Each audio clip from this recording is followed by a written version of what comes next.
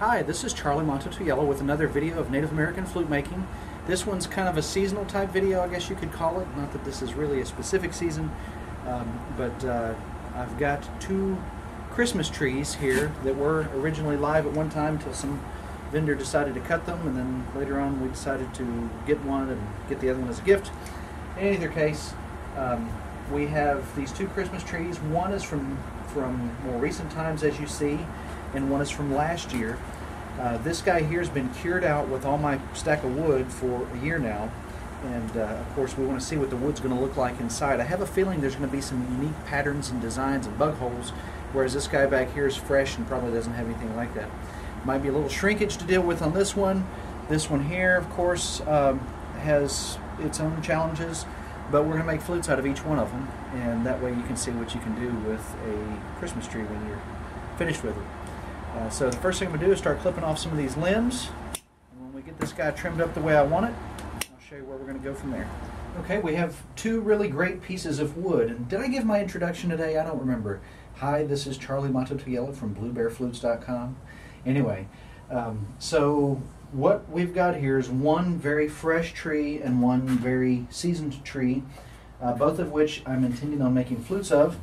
And what I'm going to do with the fresh tree is I'm going to go ahead and trim him up to flute size and see what I can do. He's got a lot of sap coming out, as you may see on my fingers.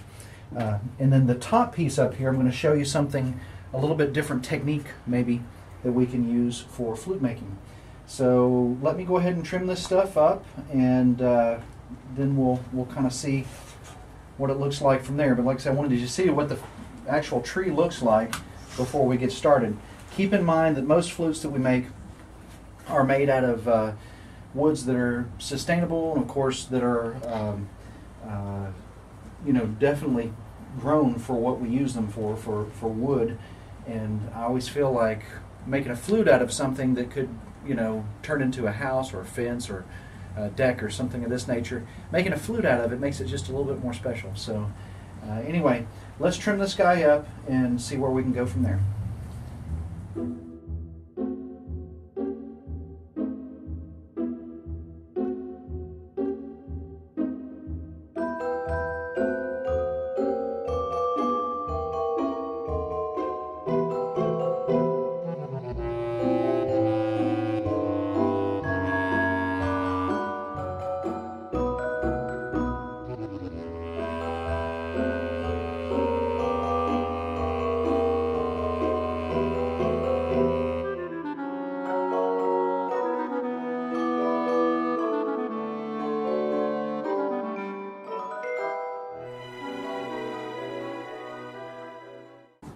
Okay, I know you guys have to wonder why it is that we put our nose up to everything so often, but this smells like oranges, and it's just really a real attractive smell.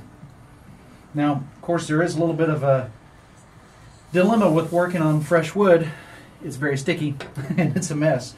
I will show you one technique that may be a little bit older-fashioned than a table saw, in case those of you don't have a method or a way to cut something up like this. Don't give up. It's not impossible. People have been making flutes for longer than table saws have been around. I'll only show you the beginning stages of that in a moment. But as far as making a flute here, the next step is going to be trim all this wood up so that it is like a blank. It's going to have to be a square of wood like what you see kind of messed up there on my blank shelf after the holiday season.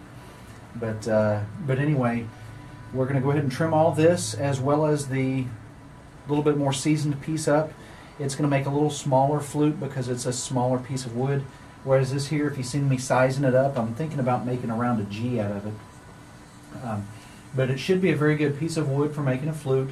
And a lot of you think, well, don't you want to wait until it cures out before you start cutting into it? A lot of people do that. In my life, I've been caught between the old and the new an awful lot. In the old days, they didn't wait until things seasoned out. And when I say old days, I mean a couple thousand years ago. It was easier to work with a piece of green wood than it was with something dry and hard as a rock. Some trees, once they cure out, they're too hard to work with any natural tools. Easy anyway. But with the tree that we're going to be using here, I'm going to go ahead and cut it up and make a flute out of it, and I'll show you how it was that people in the old days used to keep their flutes or anything that they made out of wood from having a problem. So let's go ahead and trim this guy up the rest of the way and see where we have to go from there.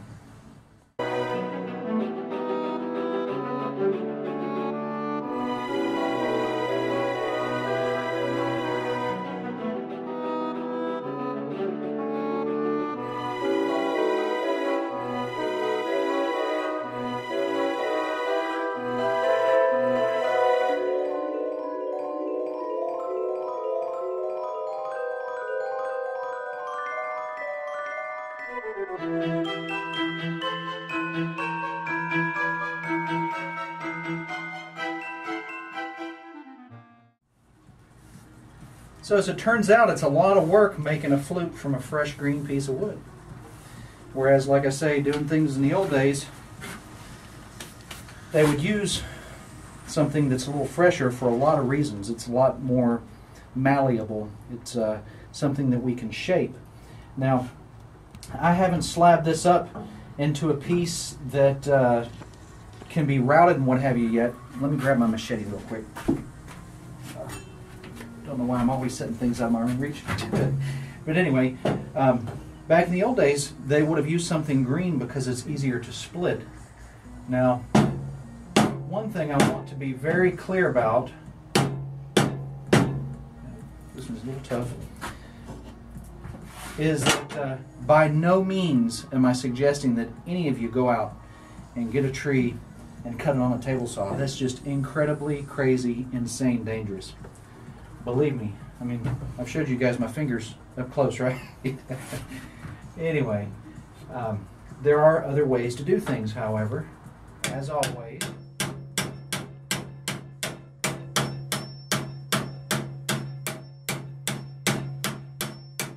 starting to have my doubts as to whether or not old people used to make them out of blue spruce, but this is definitely a good wood for flutes.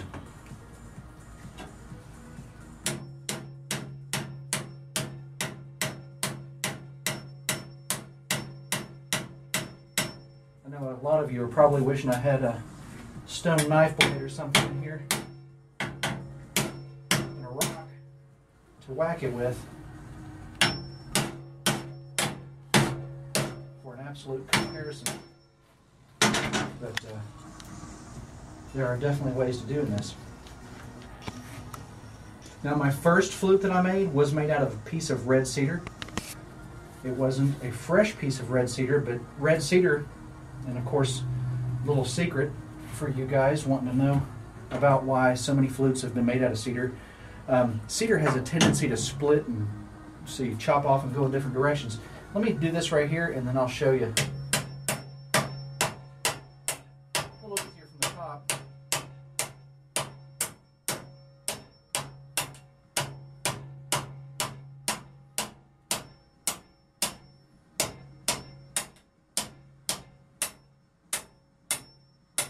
Now, 100 years ago, in this country, in the United States, people were making a lot of shingles out of wood, out of cedar, actually. At the time that we're making this video, I'm 42 years old, and I've had the luxury of seeing a few houses that have been shingled with cedar shingles, and I am aware that there are some shingle companies that are still in business, coincidentally.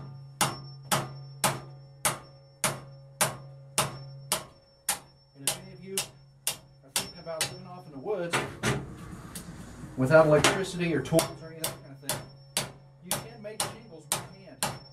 It is definitely possible. I've got friends that have done it. It's a lot of work. But if you don't have anything to do all day except for make shingles, you're in good business. And you see, we started going a little bit sideways, and we eventually split a little thin down here. Truthfully, we only really need about this much of it to make a flute with. I am not going to finish this guy out. I just want you to know that it is definitely possible to split this without tools, without modern machinery. I've got a machete and a hammer that I'm splitting it with.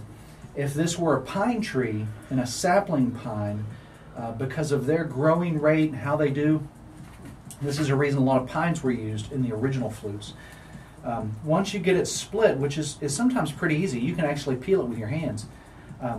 You can take a knife, which I've always got mine with me, and you can dig around the heart here just a little bit in a pine. This is a very distant cousin, but you can pull the heart out of it. And I've made flutes like that before. It's a lot of work. Some trees, like maples, when they're saplings, they have a very pithy core in the middle of them that you can, just scrape out. This one's got a little bit of a pithy core. If you see this core here, you can just scrape right out. But from here on, it's just like a dugout canoe. You just chisel a little bit and do a little here and do a little there. I will show you, like I had mentioned, I've got all kinds of cedar and stuff laying around the shop. Just going to grab a piece here. Not sure what we're going to use this for originally. Pocket knife. This is a piece of cured cedar, probably about 2-3 years. If I were making a flute with it, it might be a little easier because it splits pretty uniformly. Coincidentally, the reason a lot of people make shingles out of cedar is because it splits very easy. I could have done that with my hand. But anyway, then it goes back together really nice too, and if I squeeze it just right, you can't even tell up here where it's taken apart. So because of the way the grain runs, the grain is very, very, what do you call it, straight lines and very, very symmetrical. So it's only around these knots here that you ever find that it starts to wander, because that's actually how the tree grows. But you can make a flute without modern tools. Anyway, let's go ahead and trim up this stuff the rest of the way so we can make this a little bit quicker flute build and let y'all see what it looks like and sounds like when I play Christmas Tree later.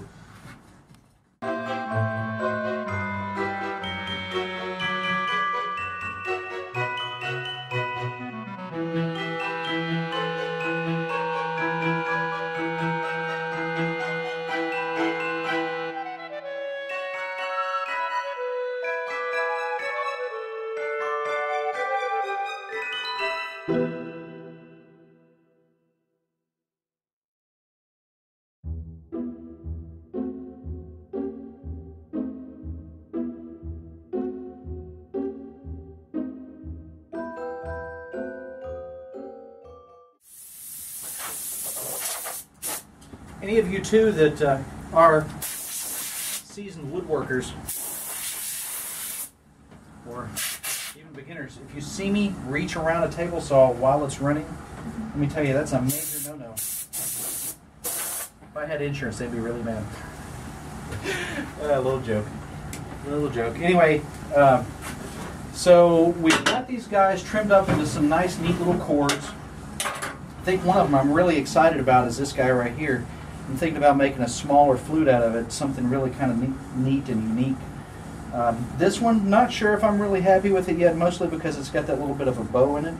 Still easily workable. I've got some friends out there that make flutes that many of you call branch flutes these days, named after the people who invented them.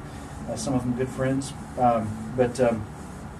Anyway, branch flutes, as people call them, made out of just pieces of dried wood laying around. Usually they take a bandsaw, which I usually have one laying around the shop, but I don't these days. And trim it right down the middle, take it apart, do what you need to, put it back together, and then make a flute out of it, which is great and a fantastic way to make flutes. It's just not the way I normally do it. So whenever things fall outside of my norm, I usually start feeling uncomfortable about them. But both of these could make some very nice small flutes, which is what I'm believing I'm going to do with them. This one still looks like a G. I'm going to run all of these through my planer for a second, which you're welcome to watch. And I'm going to be making some noise there, and then we'll have an actual piece of workable wood. This, by the way, is not as sticky as the sap that's contained in the outer bark layer. If you can see that, it's very, very sappy and sticky. And that's where a lot of that comes from. As soon as you peel the bark off, it's not so bad. At home, when I was a kid growing up, I don't know if I've ever told y'all or not, but we used to make things out of cypress knees. And Each tree has its own scent that comes off of it, and as some of you may remember from me talking of other videos, I can't really smell red cedar as much as a lot of other people can. The scent's kind of gone out of my nose. It's not something I'm as aware of as other people.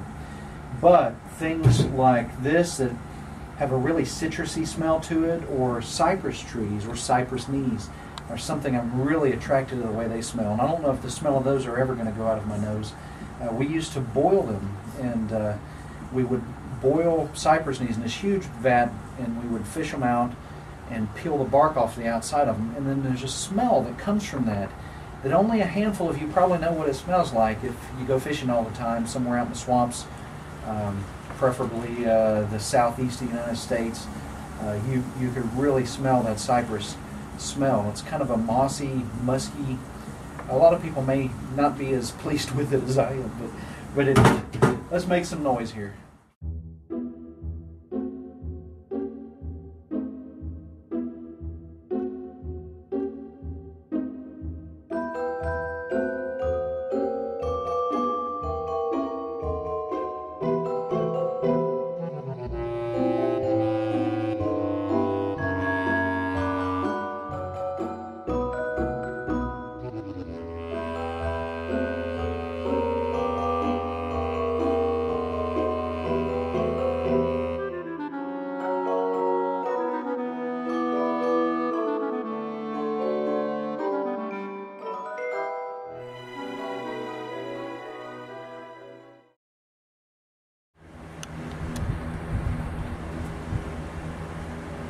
So the one that I was really looking forward to using is looking really good. It's doing some of what spruce normally does. I think this is a spruce. I keep calling it a spruce, some kind of conifer anyway. Most of your Christmas trees these days, I think, are commercially grown spruce. This guy starts peeling up as he's going through the planer quite a bit, partially because it's not completely dry, although feeling it and rubbing my fingers on it, it sounds dry. Has a lot of dry qualities. Anyway, what I've been doing here is measuring it up against my G F-sharp flute pattern thickness and width to make sure that I have enough left over. It looks like after cutting a flute out of this guy, I may have a nice little strip to make a very festive and interesting block out of. And I know people are going to be asking me to see that thing every time they see me to show somewhere. Can I see your Christmas flute? Anyway, so the next thing we're going to do is go ahead and trim this guy up. The other two pieces of wood I cut out of the older, more seasoned tree apparently was a little bit smaller. I guess when we got it, I thought maybe there was quite a bit of shrinkage. Normally, if we get a Christmas tree, a live one, we get the same size and shape. So these guys here are a little more wet than this guy that's been in the house. This one, actually, together, I think they weigh about the same. Probably because these have been outside soaking up water like crazy, but they'll still make a great flute. The glue that we use has some water activation qualities anyway, so it's not really a problem. I'm going to trim all of these into halves, and after I do so, I'm going to split this guy down so that I have my slabs that I like to use to make flutes out of. Then we'll route it, glue it, and sand it, and it'll be a flute. So it's not going to be a really long video, but it's going to be a really long video. So anyway, we'll go ahead and start trimming up next, and I'll set these guys aside because, like I say, this one here, this G flute's what I'm really interested in working with. A nice, what feels like dry. I don't normally use a moisture tester to check and see if it's got some dampness in there I'm worried about. The fronds on the limbs were starting to fall off anyway while it was in the house, so I believe that it may not have been carrying the water that it needed up to the limbs to keep them moist. So for whatever reason, I don't know if it's when they cut it or when they trimmed it and put it in my car or whatever, have you, but for whatever reason, it seems like it's a pretty dry piece of wood in comparison to what's been cured out for a year that's been sitting outside and getting rained on. Part of the curing process. But we'll go ahead and trim this guy up and see what he looks like for flutes. Okay, as you can probably hear, the rain's starting to set in, so looks like for sound quality we probably wrapped up this part of the video just in time. The rest of it's going to have to continue on tomorrow because we've got to glue our pieces together. As you probably notice, I have burned the outside of the flute a little bit, which helped it to dry. I've also burned the inside of the flute after I've routed it. I actually burned it in the middle of the routing process. And I've got my caliper here because I've made a mistake, and I wanted to show you guys what I've done, and that way you can see what challenges there are in flute making, of course. Not trying at all to discourage you from making flutes. Rather, I'm trying to show you that no matter what happens, you can still make a good flute. Because I still have confidence this guy here is going to turn out perfect. This is a piece of stock wood. It looks pretty ratty because we've had it for a while, and it's the pattern, it's the width of my G and F sharp and sometimes my E flutes. This I use as a blank. I've got a couple of them hanging on the wall for different widths. They go along with different settings on my router, which we're going to get into some really very interesting videos for that here very soon.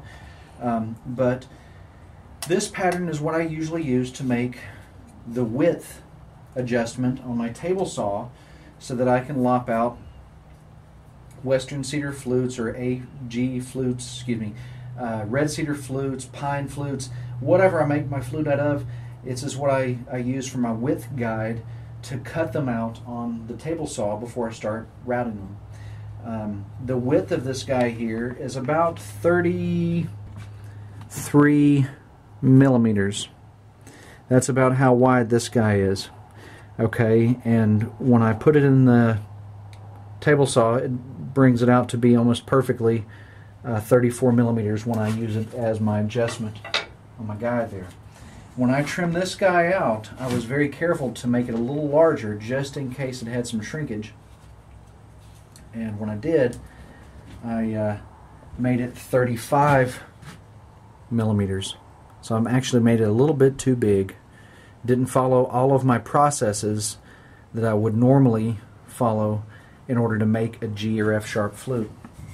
And I know all this sounds really complex, but like I said, my main purpose in telling you any of this is so that you know that I do make mistakes, and that when I'm making something that's kind of unusual or out of the norm, or that doesn't start off as a block of wood, it's a possibility after making a million flutes that I might mess up once or twice. But it's going to be a very beautiful and very lovely sounding instrument. You can already see some of the knots that I think are pretty neat. I used this for the back of the flute, and the front of the flute has a bit of the heart coming right down the middle of it here, and there's still some sap even after burning and planing and routing and sanding and drilling and all this. There's still a bit of sap coming out of it right here. But you can see there's a beautiful streak of the heart of this flute. There's one little knot there, little knot here, a couple of them right there might make a interesting looking face. Actually, there's some in between here too, but it's going to turn out to be a wonderful instrument, and I really can't wait till it's done. The one thing about using green or uncured wood is really the router doesn't like it, and it put some really hairy fibers up in here, which I've sanded and burned, and it looks like I need to go back and maybe hit them with sandpaper one last time here. And that's something that everyone who makes flutes, who makes it into two pieces like this, really should consider, is sanding the inside of it out. There's a lot of people that make flutes a modern way with a giant drill boring machine, and they bore these things out. Maybe they go back in and sand them, I don't know.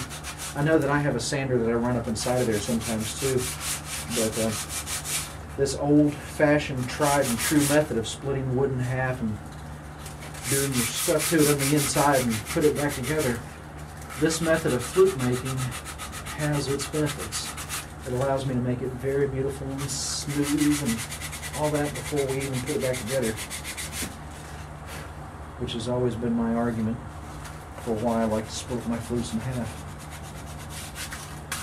On the downside, splitting them in half, setting your tool to be used for one size of wood and using it for a slightly different size wood will yield some minor issues. So when I glue it together, as you can see, it's not perfectly square, which is usually what I'm shooting for. A square flute will round off to make a beautiful round flute, whereas this one's a little wide, and it's going to be a little, when I have to sand it on the sander, it's going to be a little kind of an oblong type shape. But still, like I say, it's going to be an amazing instrument. Sounds beautiful. I can just hear it in my head already, and I think it's going to look really pretty. So I'm going to glue it together, clamp it, and leave it sit overnight, and we'll get started back up on here tomorrow. You guys can, I guess, start watching me from the point that I unclamp it, and then I'll tell you about that new strain of videos that we're going to have for you that I think you're really going to enjoy. And of course, some new products that we have coming out on our website as well. So hang on for part 2 from bluebearflutes.com here. I'm Charlie Mato-Toyela. We're making a flute out of a used Christmas tree. This Christmas tree was still green when I started working on it here, as you've seen in the shop, if you're just now checking in with us. I think you're going to be really surprised with what it looks and sounds like when we're done. So make sure you check us out on part 2 of this video. And remember to visit our website, bluebearflutes.com. Once again, any questions, you're always welcome to send them to our website. That's probably the best place to go. There's a contact form on the website, or you can always message us on Facebook or YouTube as needed. YouTube, we try to answer as quickly as possible. Facebook, I think we look at daily. Emails from the website, we look at every few minutes. So, trying to keep up here with y'all. But we look forward for you coming back and seeing what comes of this beautiful flute. And for right now, y'all take care and have a good evening.